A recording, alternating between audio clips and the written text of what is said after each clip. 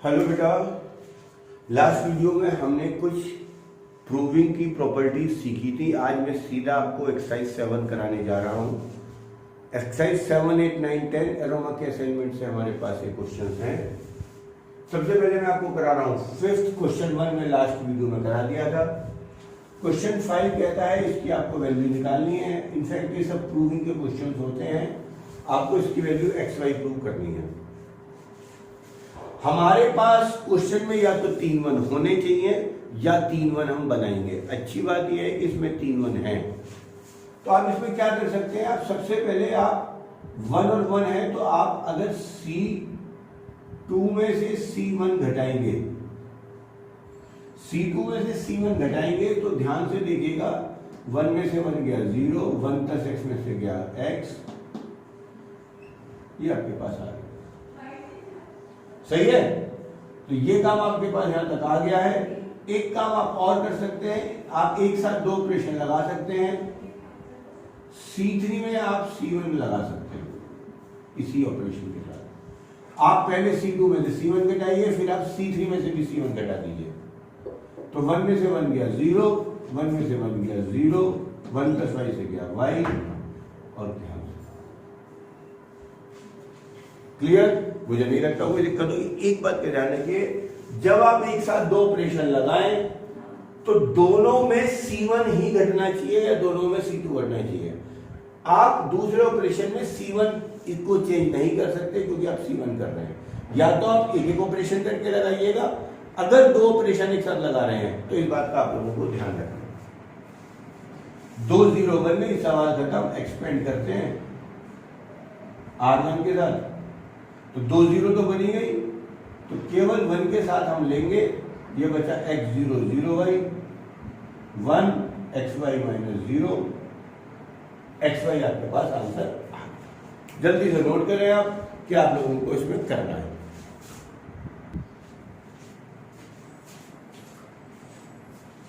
Question 2 देखते हैं। 1 1 1 ABC BC CA AB 2 question लिखे हैं, दोनों का आंसर सेम लाना है।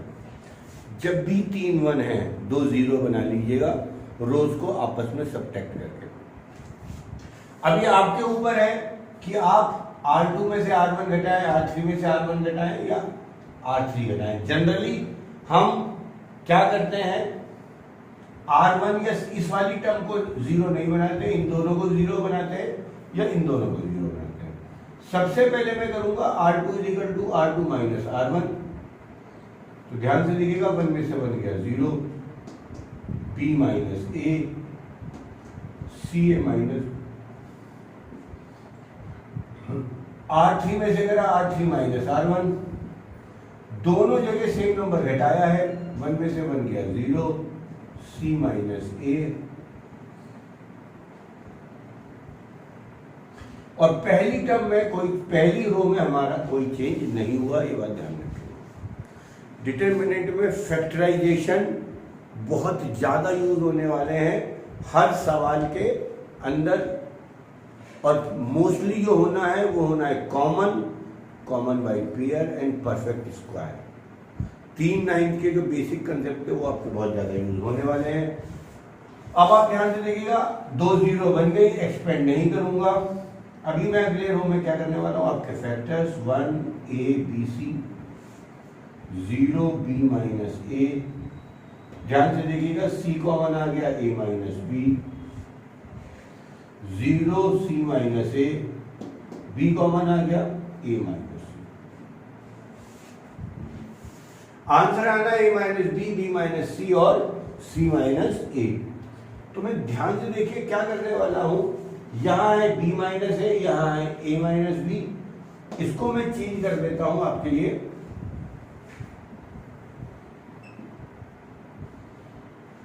वन A B C 0, इसे मैं लिख रहा हूं माइनस का A माइनस B। ध्यान से देखिएगा B माइनस A को मैं इसको ऐसे लिख सकता हूं,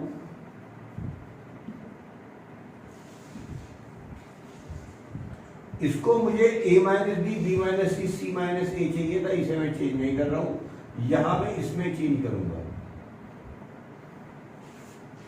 ए माइनस सी में माइनस से मल्टी कॉमन लेके ये मेरे पास बन गया। अब ध्यान से देखिएगा, R2 में ए माइनस बी कॉमन आ रहा है बेटा, R3 में सी माइनस ए कॉमन आ रहा है, R2 में ए माइनस बी कॉमन आ रहा है, R3 में सी माइनस ए कॉमन आ रहा है। जीरो में से तो कुछ भी कॉमन आ सकता है, जीरो को आप जीरो इंटू ए माइनस बी लिख सकते हो, ये जीरो को ए माइनस सी भी लिख सकते हो। तो जीरो में से कुछ भी कॉमन लिया जा सकता है, इसको हमेशा जिंदगी में ध्यान रखो। 1 0 -1 सी, क्योंकि आपने ए माइनस बी कॉमन ले लिया, यहां से आपने सी माइनस ए कॉमन ले लिया, 0 1 और माइनस। ये बेसिक स्टेप हैं, ये पहला स्टेप, ये दूसरा स्टेप, ये तीसरा स्टेप, ये फोर्थ और फिफ्थ स्टेप में आपके पास आंसर आ जाएगा। मोस्ट ऑफ द क्वेश्चंस में, मोर देन 60% क्वेश्चन में 6 या 7 स्टेप में सवाल आपका आंसर आ जाता है।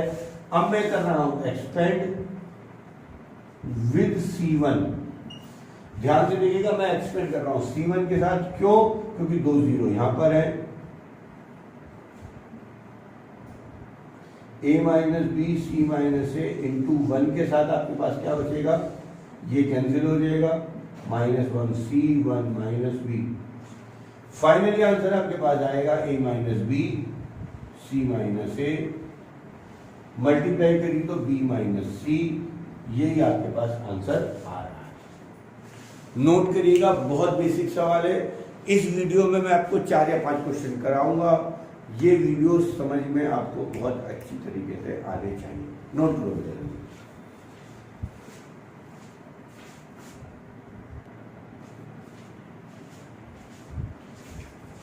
इसी तरह हमारे पास एक क्वेश्चन हम 8 करने जा रहे हैं। 1 1 1 A B C A square B square C square.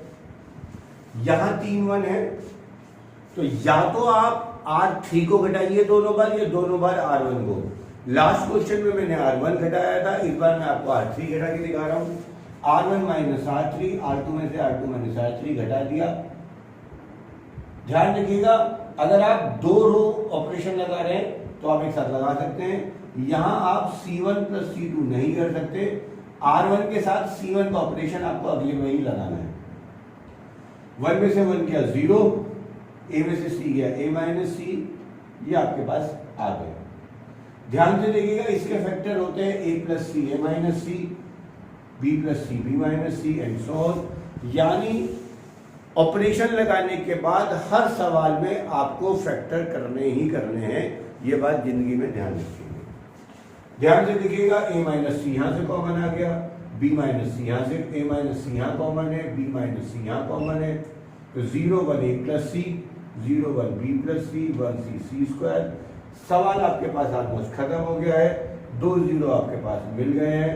आप इसे एक्सपेंड कर दीजिएगा विद C1 के साथ, A minus C B minus C 1। जब आप 1 लेंगे तो ये आपके कैंसिल हो जाएंगे, आपके पास बचेगा 1 A प्लस सी 1 और B प्लस। एक्सपेंड करने के लिए आप पहले करेंगे इसकी इससे multiply, A minus C B minus C, तो पहले आपके पास आएगा B प्लस सी, फिर आपके पास आएगा A प्लस सी।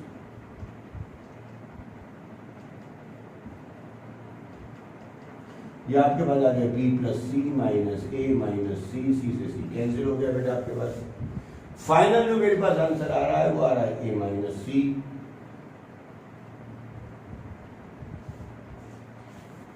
आंसर ये सही है, लेकिन इसकी एक स्टैंडर्ड फॉर्म होती है, साइक्लिक ऑर्डर हम कहते हैं जिसे।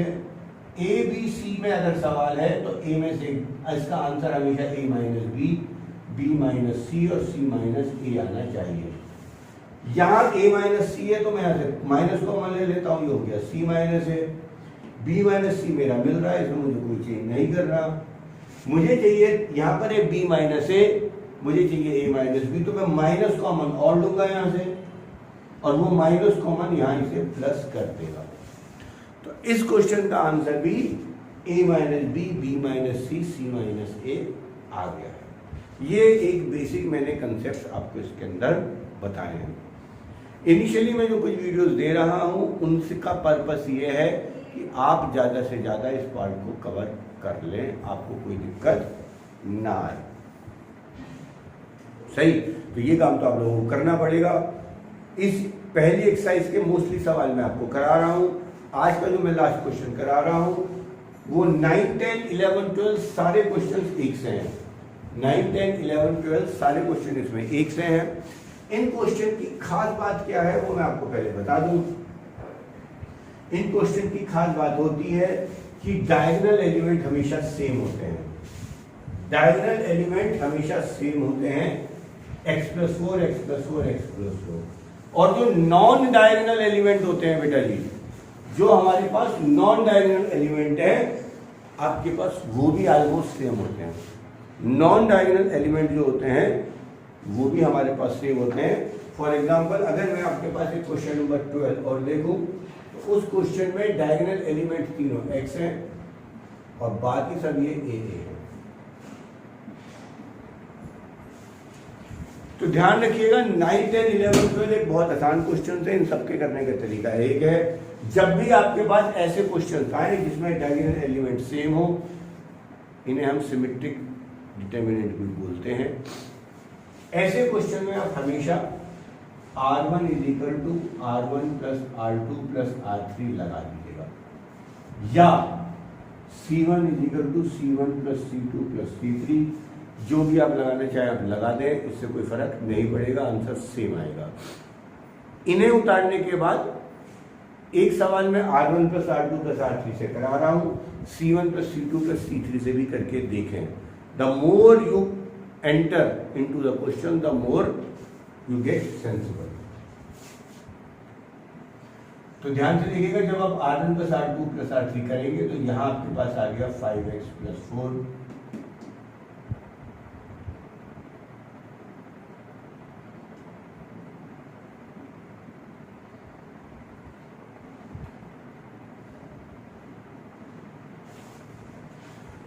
Main purpose of proving is how to make maximum zeros,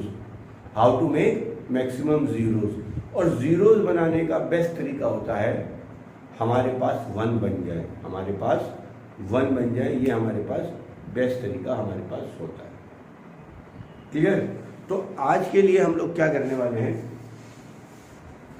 कि इन सवालों के लिए आपने सेम नंबर बना दिया, और जैसे ही सेम नंबर बनता है आप R1 से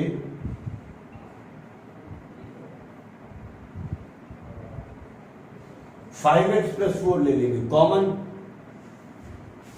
जैसे ही आप 5x + 4 कॉमन लेंगे, यहां बचेगा 1, 1, 1,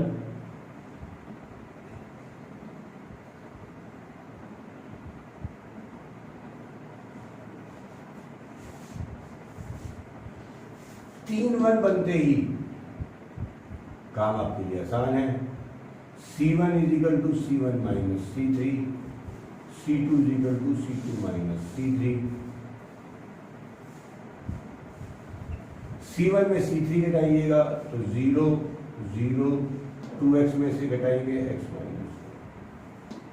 0, x+4 में से 2x घटाइए तो ध्यान से देखिए ये बचेगा 4 - x, x - 4। सही ना? तो ये आपके पास नंबर आ गए हैं, और आपके पास ये आ गया 1, ये आ गया 2x, ये आ गया। बस, तो मुझे तो ज्यादा इसमें कुछ करने को बचा नहीं है।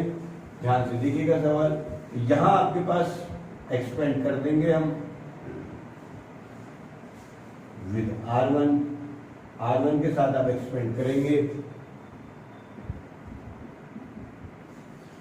तो 2 0 हो गई। इस वाले के लिए आप ये कैंसिल कर देंगे। 1 के कोफैक्टर आपके पास बच रहे हैं 0, 4 - x, x - 4, एक्सपेंड करेंगे और आपका पास इसका आंसर अपने आप आ जाएगा। ये ध्यान रखना। तो ध्यान से देखिएगा, ये आ गया 5x + 4,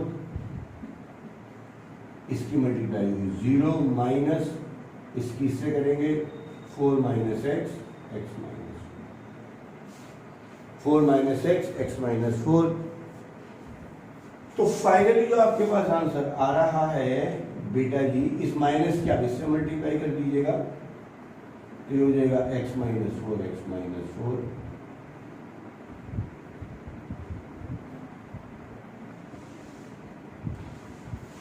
ये आपके पास आंसर आ रहा है। आप चाहते तो इस माइनस की मल्टीप्लाई यहां कर देते, इसका आंसर आ जाता 4 - x का होल स्क्वायर। तो ये मैंने आपको कुछ वीडियोस करा दिए हैं। होमवर्क आप कोशिश करें, एक्सरसाइज 7 के मैक्सिमम क्वेश्चंस को आप कर लें। कौन से क्वेश्चंस आप कर सकते हैं मैं आपको बता दूं। आप 1 से लेकर 12 तक आप क्वेश्चन करने की कोशिश करें। इसमें आप सिर्फ एक क्वेश्चन नंबर 6 को छोड़ दें, ये मैं आपको कराऊंगा। ये आप होमवर्क में करने की कोशिश करें। मुझे मैसेज करके जरूर बताएं समझ में आ रहा है या नहीं आ रहा है।